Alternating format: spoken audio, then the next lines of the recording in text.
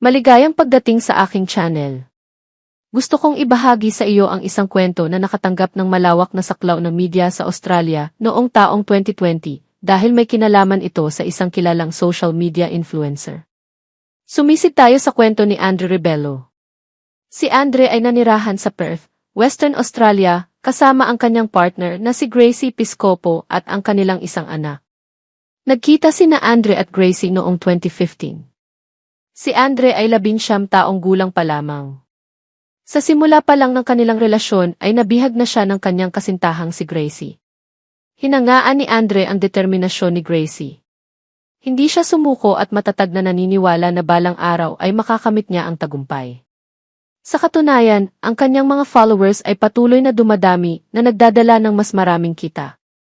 Ang mga kita ni Gracie ay nagbigay daan sa kanya na makabili ng mga luxury shopping trip at mga kakaibang bakasyon.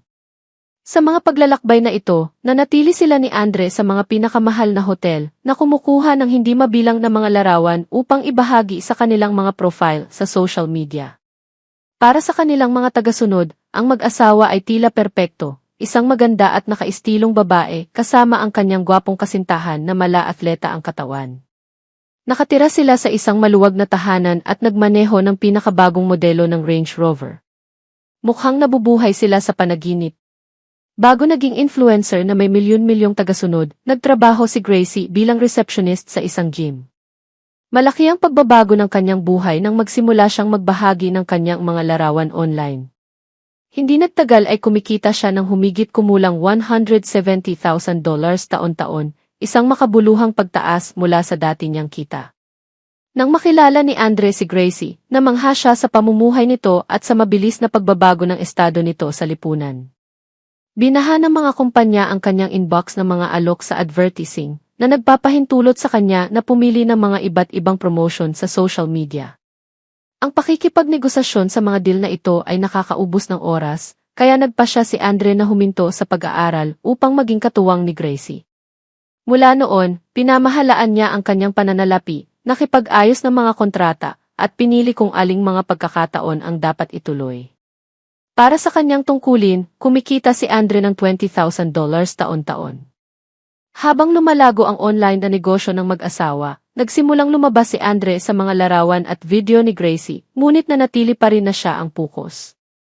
Pagkatapos ng kapanganakan ng kanilang anak, ang sanggol ay naging bahagi din ng kanilang content sa social media na nagpapahintulot kay Gracie na mag-market ng mga produkto ng sanggol at palawakin pa ang kanyang followers. Parehong nakatuon ng ilang oras bawat araw sa kanilang online na trabaho. Gayunpaman, nais ni Andre na patunayan ang sarili at nagsimulang mamuhunan sa cryptocurrency. Naniniwala siya na ito ay isang promising venture na maaaring magbunga ng malaking kita sa hinaharap. Tiniyak niya kay Gracie na ang kanilang mga pamumuhunan ay magbabayad sa kalaunan kahit na tumagal ito ng oras.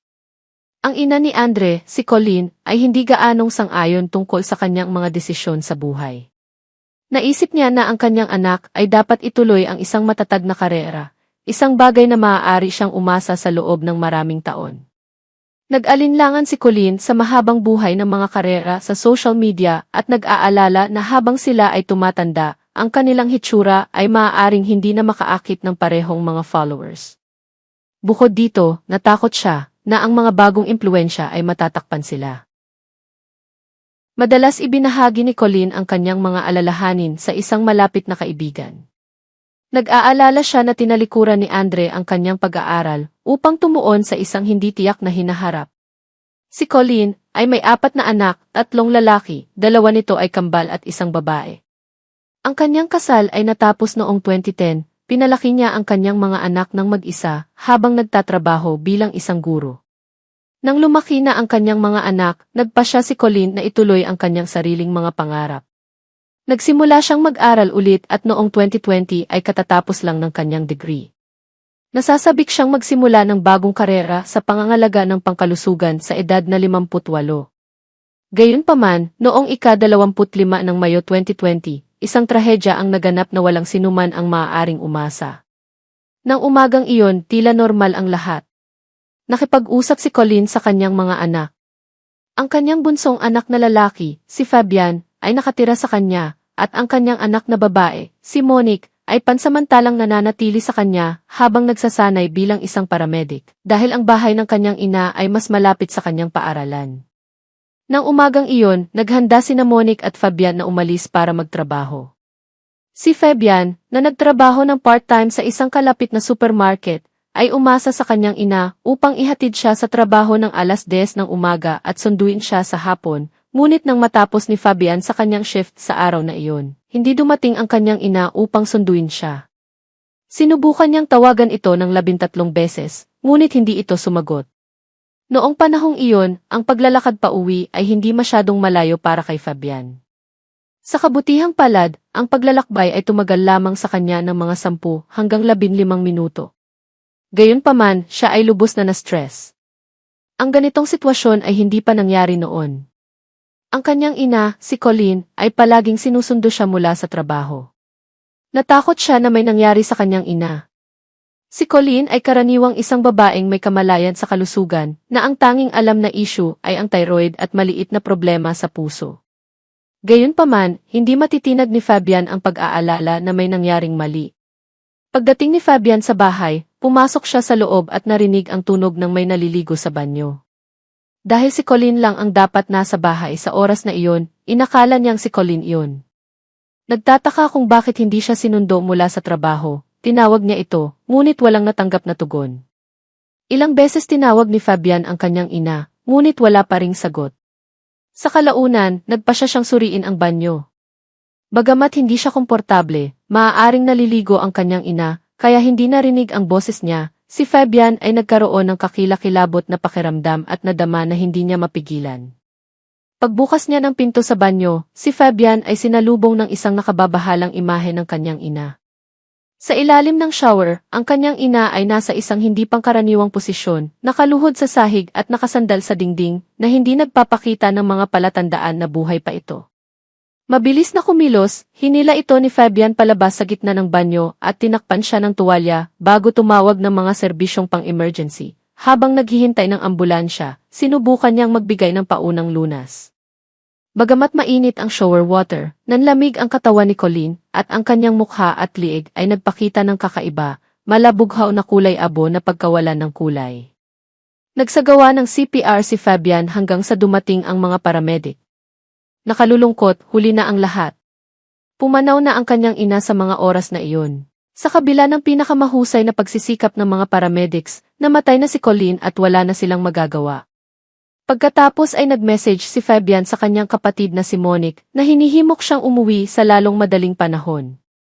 Sinubukan din niyang makipag-ugnayan sa kanyang kapatid na si Andre, ngunit walang natanggap na tugon.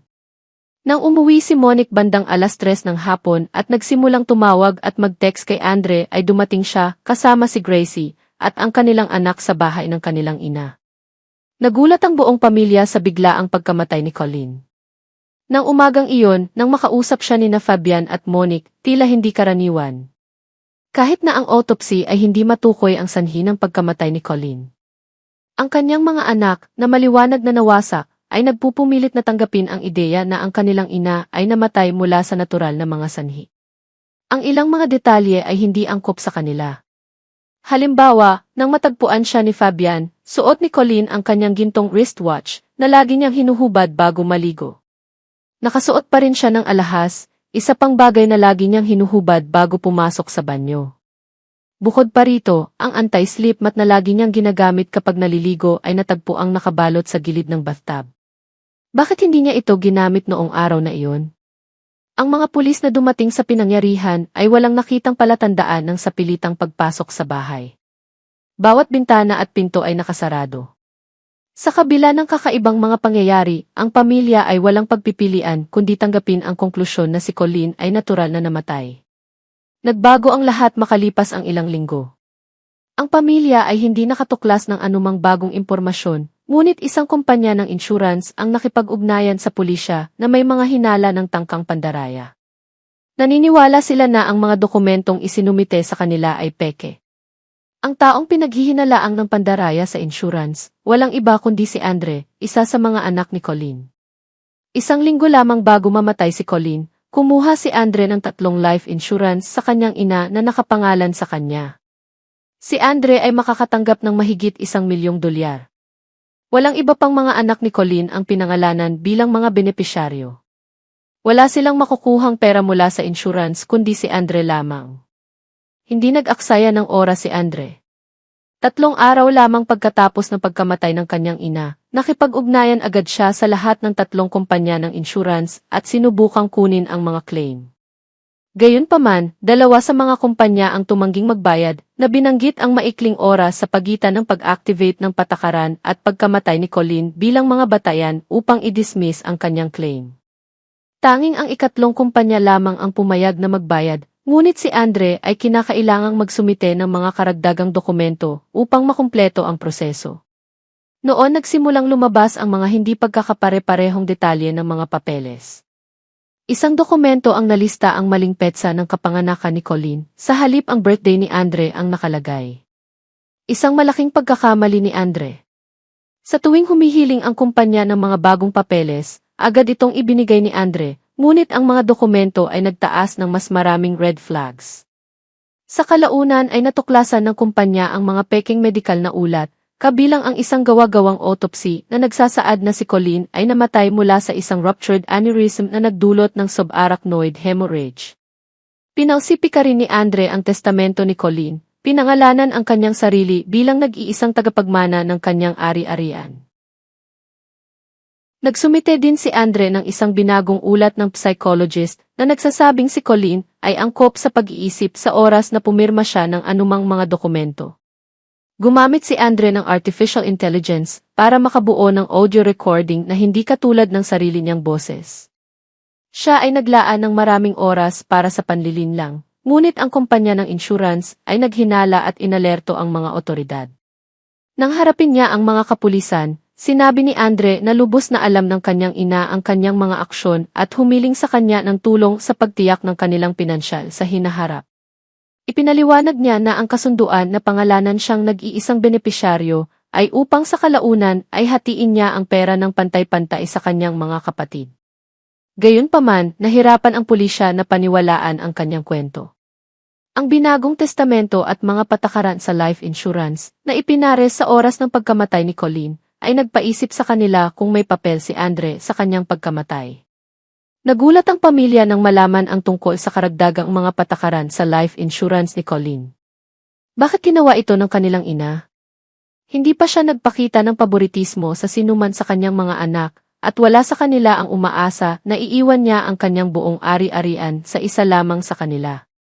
Napakahirap para sa kanila na maunawaan kung bakit si Andre iyon. Naisip nila na kung ito ay dumating sa mga usapin sa mana, ang panganay na anak na lalaki, si Julian, ay natural na mamamahala sa lahat. Kaya naman, pagkatapos ng libing ni Colleen, nagpasya si Julian na pansamantalang lumipat sa bahay ng kanyang ina hanggang sa magawa niyang ayusin ang lahat. Ngunit nang subukan niyang hanapin ang mga dokumento ng kanyang ina, napagtanto niyang hindi niya mahanap ang kanyang lisensya sa pagmamaneho ng kanyang ina. Sinabi ni Andre na kinuha niya ang mga ito dahil gusto niyang pangasiwaan ang mga usapin sa mana. Pagkatapos ay natuklasan ni Julian mula kay Andre na, sa ilang kadahilanan, iniredirect ni Andre ang lahat ng email ng kanilang ina sa kanyang sariling address. Walang nakakaintindi kung bakit niya ito ginawa, lalo na't walang laman ang bahay pagkatapos ng kamatayan ni Colleen. Ang iba pa niyang mga anak, sina Fabian at Monique, ay naninirahan pa rin sa mga nangyayari. Ang lumalagong pagdududa sa pagkamatay ni Colleen ay nagsimulang lumaki. Maaari ba talagang pinatay siya ng kanyang anak, para lamang makakuha ng higit sa $1,000,000? Ang lahat ng mga anak ni Colleen ay muling inimbestigahan, gayon din si Gracie at iba pang konektado kay Colleen. Nagpatotoo ang kapatid ni Colleen na sa nakamamatay na araw na iyon, nang pauwi na siya mula sa trabaho bandang 1:30 ng hapon, dumaan siya sa bahay ni Colleen at nakakita ng kotse sa driveway na hindi niya kilala. Wala siyang ideya kung sino ito, gayunpaman, nang maglaon, sa libing ng kanyang kapatid na babae, nakita niya ang parehong sasakyan at napansin niya si Andre at ang kanyang kapareha na sumakay dito. Nangangahulugan ito na noong araw na namatay si Colleen, nasa bahay niya si Andre. Wala sa kanyang mga kapatid ang nakakaalam nito dahil hindi niya ito binanggit. Nang tanungin ng pulis si Andre kung bakit hindi niya ipinaalam kahit kanino na nakita niya ang kanyang ina sa araw ng pagkamatay nito, sumagot siya na walang nagtanong sa kanya. Sinabi ni Andre sa mga investigador na nasa bahay siya ng kanyang ina noong ika-25 ng Mayo, nang humigit kumulang 45 hanggang 50 minuto lamang, humigit kumulang sa pagitan ng 10:40 at 11:30 ng umaga. Sinabi niya na tila wala sa mood ang kanyang ina. Na-stress ito tungkol sa pagiging 60 taong gulang o magiging senior citizen na ito sa lalong madaling panahon at naging abala sa paglipas ng panahon. Anya, ito ang naging dahilan kung bakit gusto niyang bumili ng karagdagang mga life insurance. Sinabi rin ni Andre sa pulisya na sa kanilang pag-uusap ay maisinabi ang kanyang ina sa mga linya kung paano mas mabuti kung wala na siya sa mundo, na nagpapahiwatig na maaaring pinag-iisipan nitong kitilin ang kanyang sariling buhay. Samantala, ang partner ni Andre na si Gracie ay nagbigay ng ibang timeline para sa araw na iyon. Sinabi niya na siya at ang kanyang pinsan ay nagpaplanong lumabas para kumain ng tanghalian, ngunit sa isang punto ay napagtanto niyang wala si Andre sa bahay.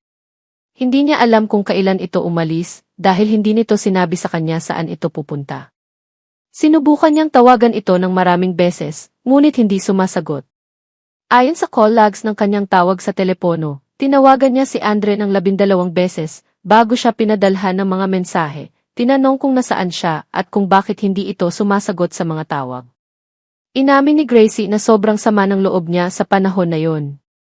Nasa bahay na nila ang kanyang pinsan at naghihintay silang umalis papuntang restaurant, ngunit wala si Andre sa bahay at hindi sinasagot ang telepono. Nagpatuloy ang sitwasyong ito hanggang 2:00 ng hapon nang umuwi si Andre, na parang walang nangyari. Tinanong lang niya kung saan sila gustong mananghalian. Nagulat si Gracie sa pag-ugali nito, ngunit hindi pinalaki ang issue. Masasabi niyang hindi siya handang magpaliwanag ng anuman, kaya naghanda silang tatlo na umalis. Gayunpaman, naalala ni Gracie na, bago sila umalis ng bahay, nagpadala si Andre ng mensahe sa kanyang ina, na nagtatanong kung maaari niyang alagaan ang kanilang anak sa gabing iyon. Ang mga investigador, sa mga pag-record ng mga pag-uusap nila ni Andre, naging malinaw na walang alam si Gracie tungkol sa mga life insurance na kinuha ni Andre.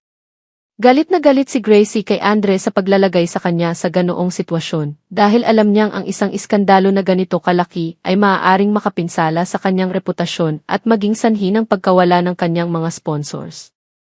Pinaalalahanan ni Gracie si Andre na kung pinatay niya ang kanyang ina at lumabas ang katotohanan, mahaharap ito sa sentensya ng pagkakulong. Walang mungkahi ng anumang maling gawain sa bahagi ni Gracie. Nanatiling tiwala si Andre na hindi ito mangyayari. Naniniwala siya na matagumpay niyang maangkin ang pera ng insurance at maiwasan ang pagkakakulong dahil nilayon niyang umalis ng bansa sa sandaling mailipat sa kanya ang mga pera. Ngunit bakit ginawa ni Andre ang mga ganitong aktibidad? Magkasamang kumikita sila ni Gracie ng malaking pera at ang kanilang pamumuhay na pinangarap lang ng iba. Ngunit nang mas malalim ang pagsisiyasat ng mga investigador sa pananalapi ng magkasintahan, natuklasan nila na ang lahat ng ipinakita sa social media ay isang kasinungalingan. Hindi marami ang kanilang pera gaya ng iminungkahi ng kanilang mga post at video. Ang bahay na kanilang tinitirhan ay enggrande, ngunit hindi ito sa kanila. Inupahan nila ito sa halagang $880 kada linggo. Ang puting Range Rover na madalas lumabas sa kanilang mga larawan ay hindi rin sa kanila, ito ay isang hulugan lamang. Karamihan sa kanilang mga mararangyang bakasyon at pananatili sa hotel ay nasponsor ng mga kumpanya lamang. Sa katotohanan, si Gracie at Andre ay gumagastos ng higit pa kaysa sa kanilang kinikita. Although, hindi sila kumikita ng maliit na halaga, ngunit ang kanilang pamumuhay ay matatawag na enggrande at hindi nila kayang gampanan sa kanilang kinikita sa social media. Sa kanilang mga tagasunod, sila ay mukhang maganda at mayaman. Ngunit ang katotohanan ay ibang-iba. Sa oras ng pagkamatay ni Colleen, ang magkasintahan ay may mga utang na nagkakahalaga ng $120,000. Hindi na sila nakakapagbayad ng upa sa bahay at sa mga installment para sa kanilang sasakyan. Si Gracie ay mayroon ding mga overdue na buwis na may kabuang halaga na mahigit sa $40,000 na hindi niya alam dahil pinamahalaan ni Andre ang lahat ng kanilang pananalapi. Si Andre lang ang nakakaalam ng buong lawak ng kanilang mga utang. Sa kabila nito, namuhunan ito ng pera sa cryptocurrency. Isinasaalang-alang ang kanyang sarili na isang dalubhasa sa larangan. Tiniyak niya kay Gracie na sa kalaunan ay maaari silang kumita ng hanggang $250,000. Ngunit ang katotohanan ay nasa kabila ng 3 taon ng pamumuhunan sa cryptocurrency, si Andre ay nakakuha lamang ng $22. Alam niyang nabigo ang kanyang puhunan, ngunit ayaw niyang aminin ito. Sa halip, napagtanto niya na kailangan niyang humanap ng ibang paraan para pondohan ang kanilang marangyang pamumuhay at mabayaran ang kanilang mga kasalukuyang utang. Ang mga collecting agency ng utang ay siyang nagpataas ng pressure kay Andre. Kailangang kumilos ng mabilis ni Andre. Tila napagpasyahan niya na ang pagkuha ng life insurance sa kanyang ina at pagkatapos ay tapusin ang buhay nito ay ang tanging paraan upang malutas ang kanyang mga problema sa pera. Ang planong ito ay hindi lamang magbibigay ng mga pondo na lubhang kailangan niya, ngunit pinapayagan din siyang magpanggap na ang pera ay nagmula sa kanyang 3 taong pamumuhunan sa cryptocurrency, na nagpapatibay sa kanyang imahe bilang isang matagumpay na investor sa mata ng iba at kay Gracie. Noong Nobyembre 2022, kinasuhan si Andre ng pagpatay sa kanyang ina at inaresto ito. Nagsimula ang pagsubok noong Oktubre 2024 at tumagal ng 8 linggo. Para lalong mapatibay na pinatay ni Andre ang kanyang ina, ay kailangang maghanap ng konkretong ebidensya. Nagpasya silang maglagay ng mga surveillance device sa bahay ni na Andre at Gracie habang naghahanap ng mga ebidensya. Nag-install sila ng isang listening device sa kwarto at isang kamera sa sala. Sa loob ng 3 buwan, sinusubaybayan ng pulisya ang kanilang mga pag-uusap. Nagsimula ang paglilitis noong Oktubre 2024 at tumagal ng 8 linggo. Walang pisikal na ebidensya na nagpapatunay na pinatay ni Andre ang kanyang ina at hindi rin natukoy ang eksaktong dahilan ng kanyang pagkamatay. Gayunpaman, ang mga ekspertong saksi ay nagpatotoo sa panahon ng paglilitis na nagpapaliwanag na posibleng wakasan ang buhay ng isang tao nang hindi nag-iiwan ng mga nakikitang marka. Si Colleen ay may maliliit na gasgas sa kanyang mga kilay at braso na sa una ay hindi napansin. Ang mga ito ay kalaunan ay ipinapalagay na sanhi ng paggamit ng unan upang masuffocate ito, ngunit ito ay isa lamang posibleng teorya. Ang eksaktong paraan ng pagkamatay ni Colleen ay nananatiling hindi malinaw. Kasama sa ebidensya laban kay Andre ang katotohanan na siya ay nasa bahay ng kanyang ina nang mas matagal kaysa sa sinabi niya sa mga investigador. Ang kapatid na babae ni Colleen ay nakakita ng isang kotse na nakaparada sa labas ng bahay noong 1:30 ng hapon, bagaman sinabi ni Andre na umalis siya bago magtanghali. Sa panahong iyon, hindi siya sumagot ng maraming tawag mula kay Gracie. Kung bumisita lang siya sa kanyang ina, bakit hindi niya sinagot ang kanyang telepono o sumagot ng mga mensahe?